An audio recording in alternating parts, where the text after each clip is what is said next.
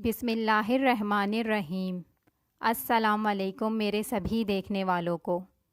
نبی کریم صلی اللہ علیہ وآلہ وسلم کی ولادت باسعادت 12 ربیع الاول بمطابق 20 اپریل 571 کو ہوئی۔ یہ پیر کا دن تھا۔ صبح صادق کے وقت حضور اکرم عرب کے مشہور شہر مکہ مکرمہ میں پیدا ہوئے۔ آپ کے والد حضرت عبداللہ اور والدہ حضرت بی بی آمنہ تھیں۔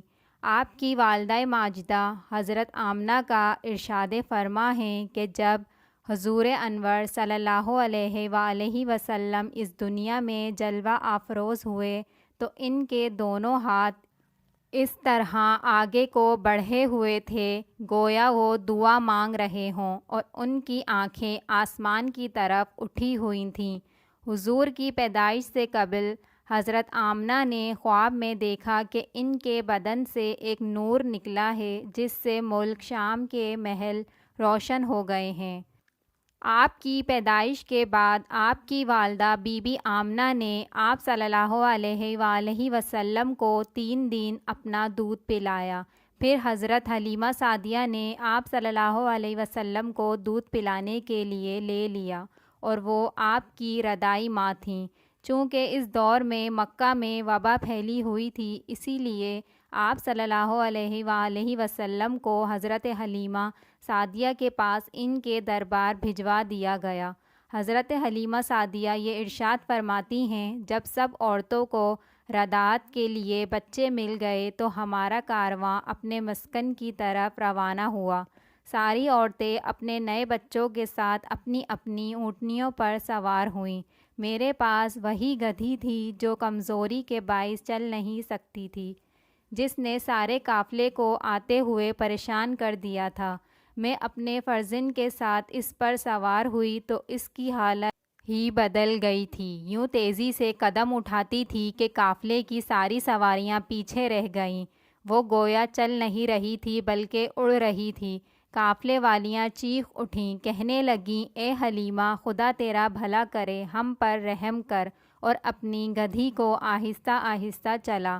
اس پر حضرت حلیمہ سعدیہ نے ارشاد فرمایا، خدا تمہارا بھلا کرے، تم دیکھتی نہیں اس پر کون سوار ہے؟ حضرت حلیمہ سعدیہ جب اپنی اقامت گاہ پر پہنچیں تو وہ زمین قحط زدہ تھی، گھاس کا ایک تنکا بھی نظر نہیں آتا تھا۔ جب بکریاں واپس آئیں تو حضور کی برکت سے ان کے پیٹ بھرے ہوئے تھے اور وہ خوب دودھ دیتی تھیں۔ حضرت حلیمہ سعدیہ خوشحالی کی زندگی بسر کرنے لگیں۔ 2 سال تک آپ نے حضور کو اپنا دودھ پلایا۔ حضور صلی اللہ علیہ وآلہ وسلم نے حلیمہ سعدیہ کے قبیلہ حوازن میں پرورش پائی، جو فصاحت و بلاغت میں مشہور تھا۔ حضور اکرم فرماتے تھے کہ میں اس لیے فصیح ہوں کہ قبیلہ بنی سعد میں پلا ہوں۔ حضرت حلیمہ سعدیہ فرماتی ہیں کہ جب ہم مکہ کے سفر سے واپس پہنچے تو ہر گھر سے کستوری کی مہک آنے لگی۔ وہاں کے سب لوگ حضور کی محبت میں دیوانے ہو گئے تھے۔ جب کسی کو کوئی بدنی تکلیف ہوتی تو وہ آتا، حضور کی بابرکت ہتھیلی کو پکڑ کر اپنی تکلیف والی جگہ پر رکھتا، اللہ کے کرم سے فوراً شفا یاب ہو جاتا۔ اگر ان کا کوئی اونٹ یا بکری بیمار ہو جاتی تو آپ صلی اللہ علیہ وسلم اس پر اپنا دست مبارک پھیرتے، وہ تندرست ہو جاتی۔ 2 سال مکمل ہوئے۔ حضرت حلیمہ سعدیہ حضور کو لے کر آپ کی والدہ ماجدہ کے پاس واپس لوٹ آئیں۔ آپ 6 سال تک ان کے ساتھ رہے۔ آپ کی رضاعی بہن آپ کو لوریاں دیتی جو کہ کچھ یوں ہیں، یا اللہ میرے بھائی محمد کو ہمارے لیے سلامت رکھ، یہاں تک کہ میں انہیں جوان دیکھوں اور اس قوم کا سردار دیکھوں جس کی سب اطاعت کر رہے ہوں۔ اے میرے رب، ان کے دشمنوں اور حاسدوں کو ذلیل و رسوا کر۔ حضور صلی اللہ علیہ وآلہ وسلم کے 4 رضاعی بہن بھائی تھے، حضرت عبداللہ، حضرت حذیفہ، بی بی انیسہ اور بی بی شیمہ۔ آپ کے رضاعی والد کا نام حارث بن عبد العزی تھا۔ رسول اللہ صلی اللہ علیہ وسلم نے حضرت حلیمہ رضی اللہ تعالی عنہ کے گھر میں پرورش پائی، اور جب 4 سال کے ہوئے تو حضرت حلیمہ کے بچوں کے ساتھ جنگل میں بکریاں چرانے جانے لگے۔ آپ نے بہت دن بکریاں چرائیں۔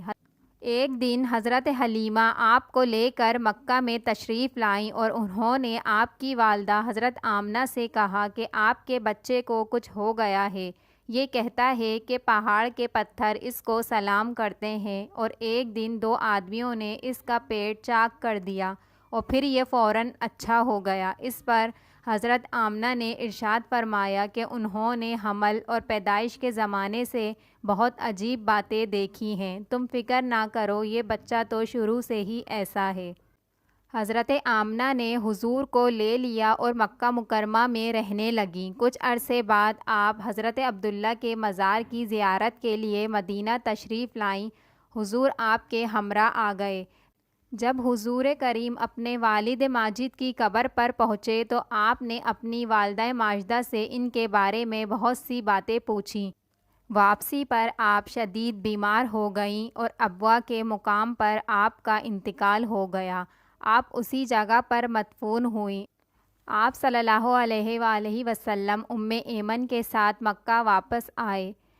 والدہ کے انتقال کے بعد آپ کی پرورش آپ کے دادا حضرت عبد المطلب نے کری، اور 1 سال بعد حضرت عبد المطلب بیمار پڑ گئے۔ آپ کی وفات کے بعد حضور اکرم صلی اللہ علیہ وسلم کے چچا ابو طالب نے حضور کی کفالت کی۔